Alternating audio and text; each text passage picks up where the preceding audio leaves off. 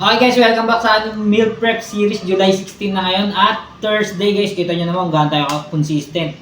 Mula March hanggang ngayon, July na. Kung natapos kalahati na ng July, di pa rin tayo sumasablay ng upload ng ating meal prep. At ito nga ang meal prep natin for today's video guys. Kita nyo naman.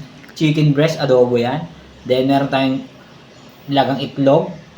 Tansyahan natin kanin at syempre yung pang-buffer natin, yung walang kamatayan nating repolyo at meron tayong banana. So, ayan, bukas na talaga tayo mag-juice guys. Tubig muna tayo ngayon. So, ayan guys, no, ma-share ko lang. Dito sa, ano natin, sa page natin, wala akong masyadong tinatakil dito na, fitness science, yung mga komplikadong mga thermogenesis, yung mga mechanical chorba, yung mga tungkol sa genetics nung iba, sa genetics ko, anong malay ko ba ron, ang goal ko lang naman maging fit and healthy.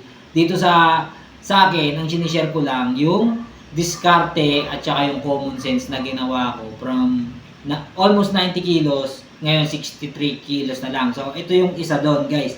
Imagine nyo may mga nagtatanong sa akin kung bakit laging repolyo.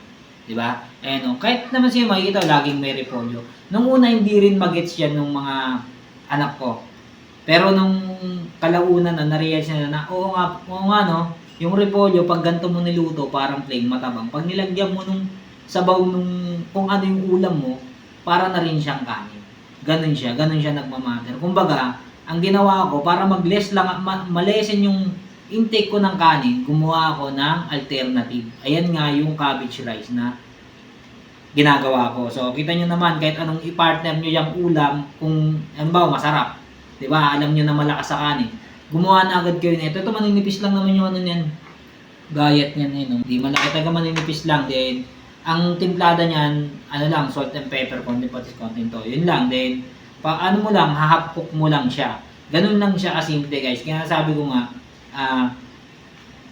di ako nag-gym, wala akong supplement, wala akong coach, wala akong nutritionist. Lahat to, diskarte lang at saka common sense. Pero di kasi sabing huwag kayo gumamit nun, ng mga timbangan, okay din naman yun. Pero kung ikaw, katulad kita na laging busy, hindi rin mahulugang karayong yung schedule mo at syempre ayaw mo naman ng pataba ka na yan ng pataba, pwede ka mag-start ng mga portion control na ganito. Basta balance, nutritious food ang focus nung kinakain mo. Samahan mo lang din ng regular exercise, di ba? Sabi ko nga sa pagkain ka ba, syempre sa pagkain ka pa rin talaga papayat at samahan mo lang talaga lagi yan ng regular exercise. Ciao!